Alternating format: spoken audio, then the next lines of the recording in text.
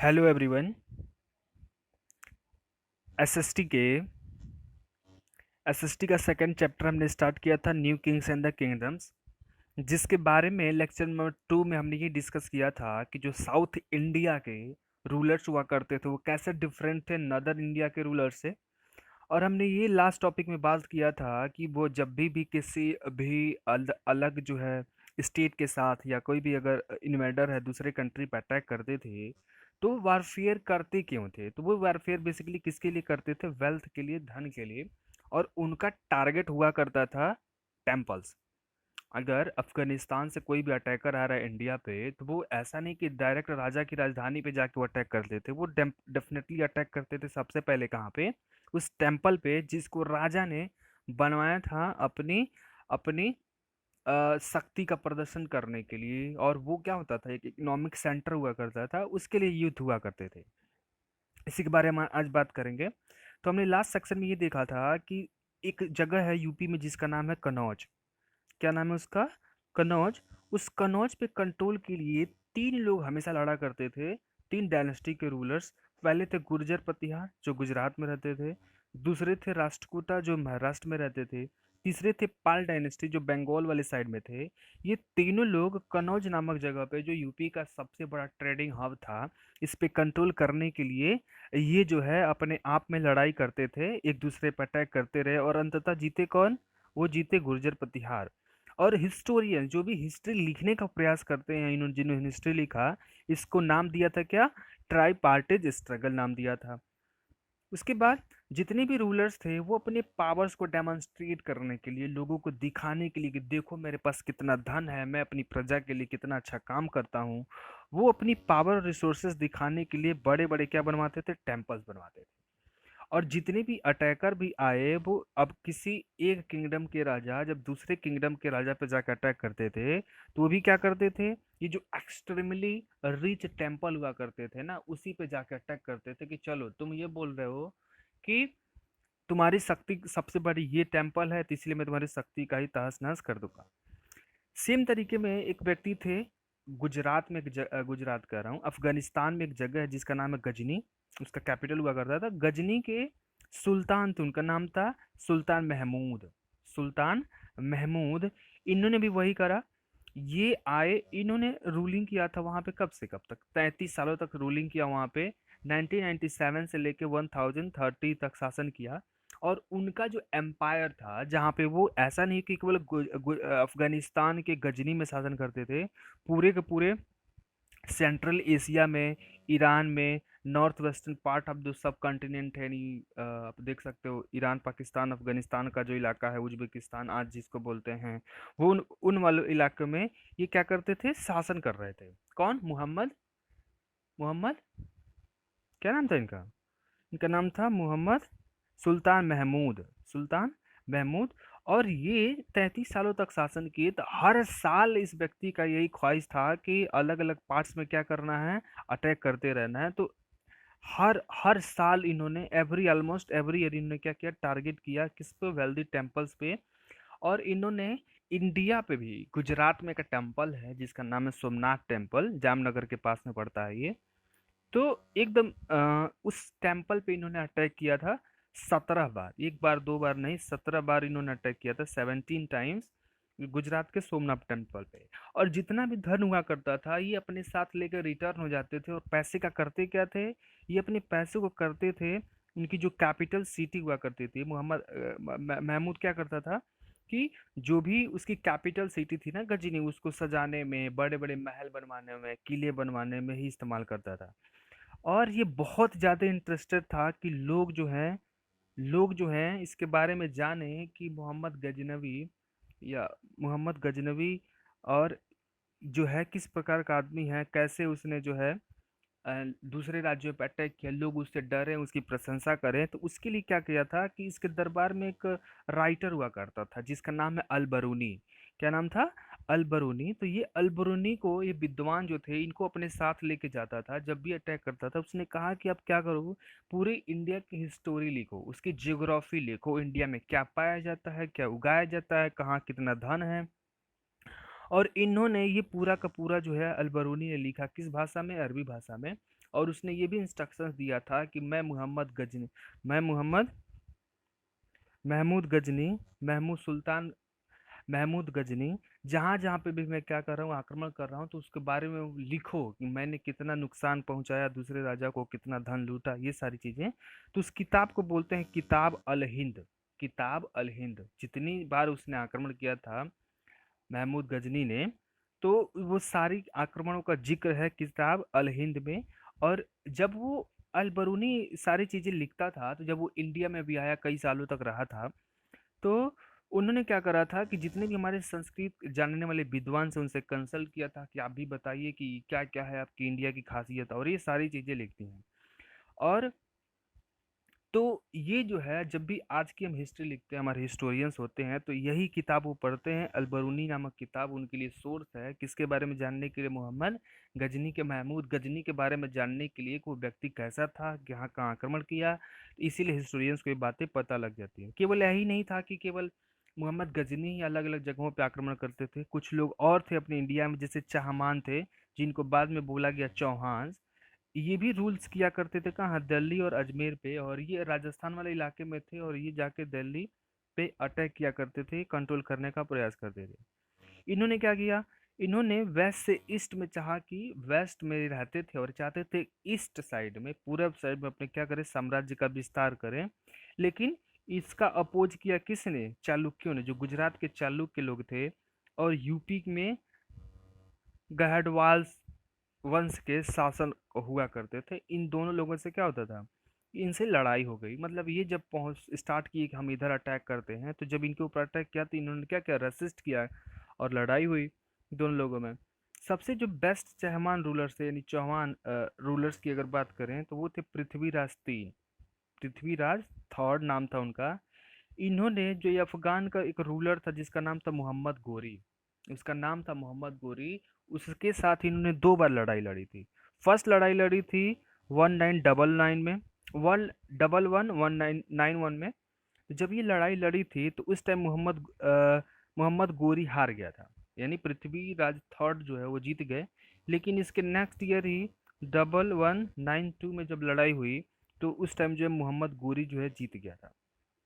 ठीक है ना। तो ये कहानी चल रही थी किस बात की, कि जितने भी रूलर्स हुआ करते थे, अपने नेबरिंग स्टेट्स पे या नेबरिंग कंट्री पे अटैक क्यों क्या करते थे, धन प्राप्त करने के लिए, या फिर किसी ट्रेड रूट पे कंट्रोल करने के लिए।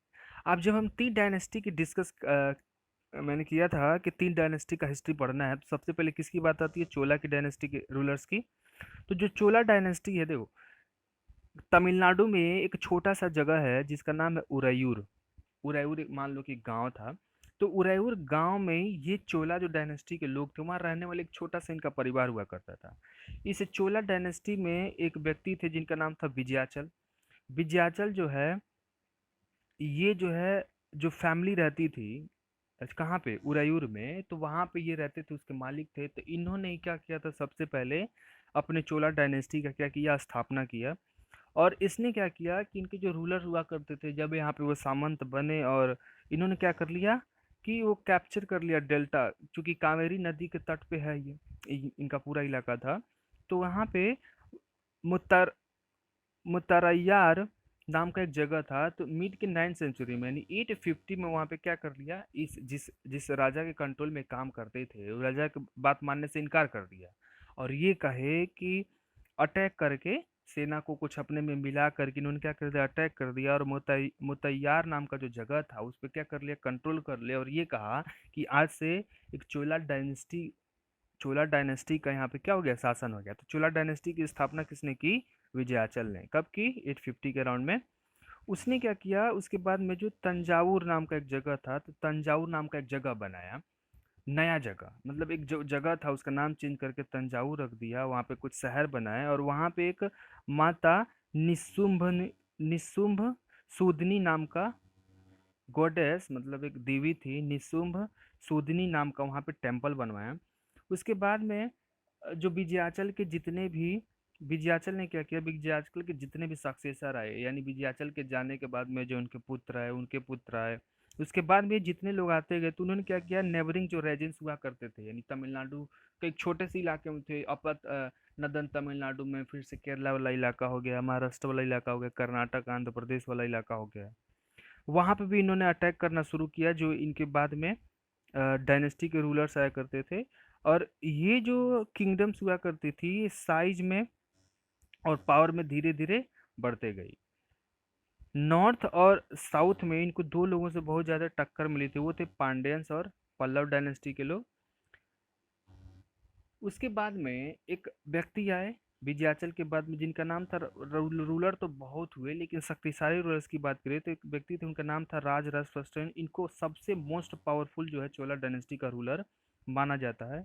जब ये 1985 में वहाँ के रूलर्स बने तो इन्होंने क्या किया कि इंडिया का जो सदर्न इंडिया देख रहे हो ना, जो बेसिकली स्टार्ट कहाँ से होता है, स्टार्ट होता है वहाँ से। स्टार्ट ये कहाँ से होता है, पूरा तमिलनाडु और ये जो ईस्टर्न पोर्शन है, सदर्न ईस्टर्न पोर्शन की बात करें, उस पर पूरा कंट्रोल कर लिया था इन्होंने।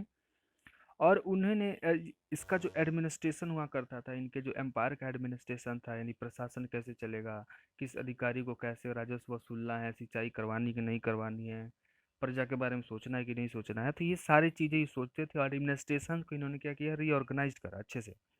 उसके बाद में जब इनके जो बेटे हुए, जिनका नाम था राजेंद्र फर्स्ट, ये राजेंद्र फर्स्ट से इनसे भी बढ़ चढ़ के आगे निकले।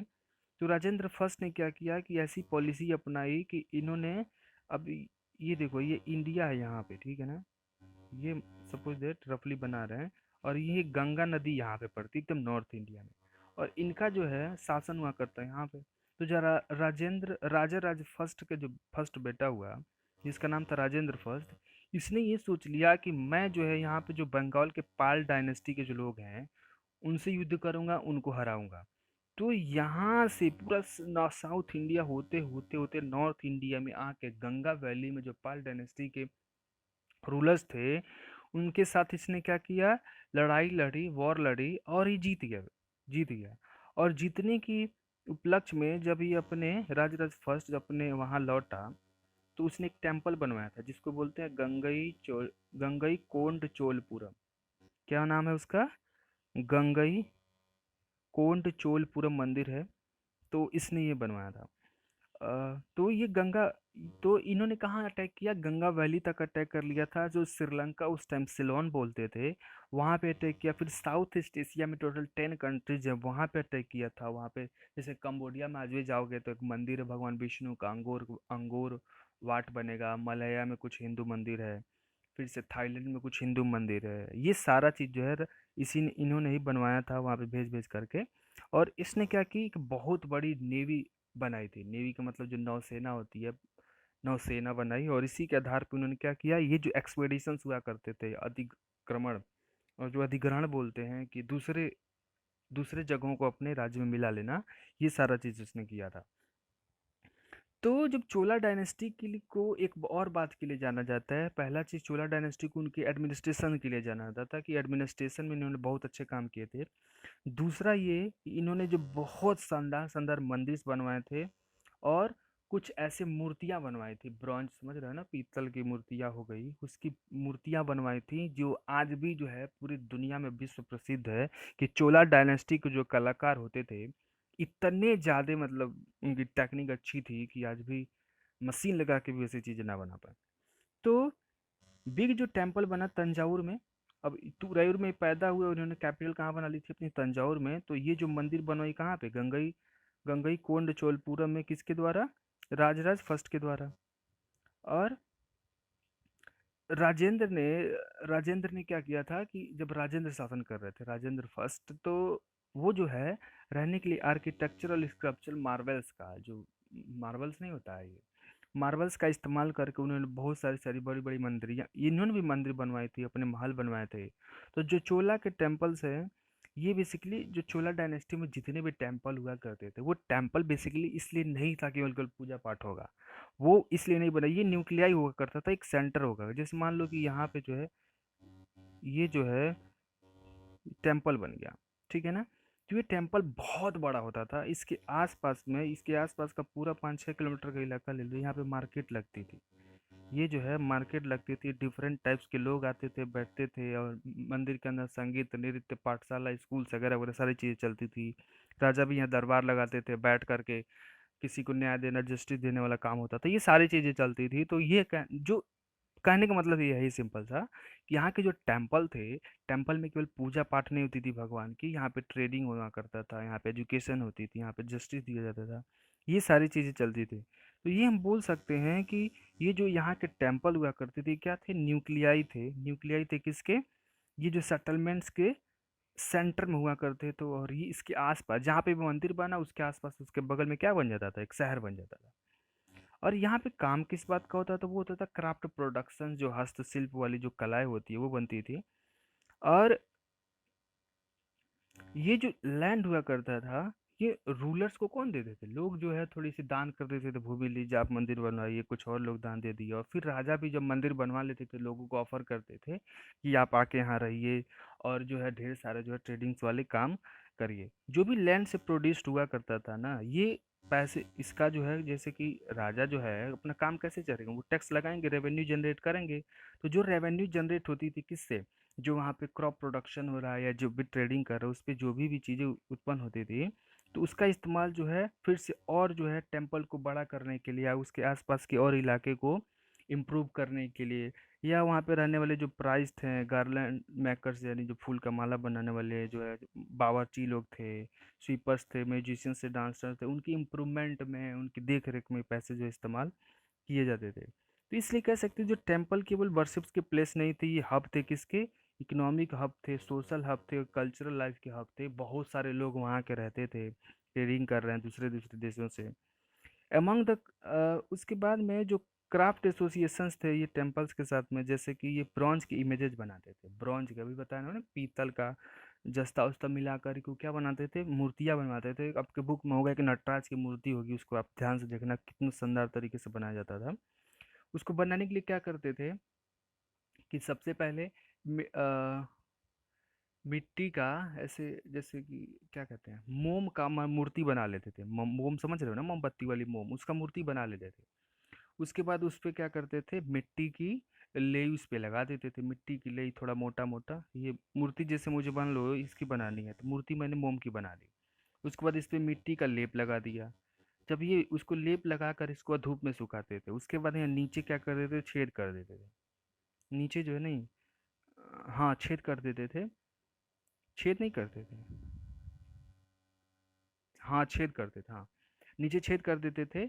और नीचे छेद कर दिया, और उसके बाद में क्या करते थे, यहाँ से नीचे से आग लग थोड़ी सी इसको हीट करते थे, क्योंकि मिट्टी सूख चुकी है। जब हीट करते तो मोम जो है पिघल करके नीचे निकल जाता, पूरा अंदर का जो हिस्सा खाली। उसके बाद ये क्या करते थे कि ब्रॉन्ज को पिघला करके अब इसको नीचे से बंद कर दिया। अब ऊपर में होल करके वहां से क्या कर देते थे, पूरा पिघला हुआ जो ब्रॉन्ज हुआ करता था ऊपर से डाल देते थे। अब सांचा तैयार है। अब वो जब डाल देते थे, फिर उसको 2 दिन 4 दिन सुखा कर उसको मिट्टी हटा देते थे, तो शानदार एक मूर्ति जो है बन के तैयार हो जाती थी। तो ये मूर्तियाँ कुछ देवताओं की बनी थी, कुछ देवियों की बनी थी। तो ये सारी चीज़ें बन रही थी। इसके बाद जो है लेक्चर नंबर 4 में किसी और डायनेस्टी के बारे में बात करेंगे। Okay, thank you.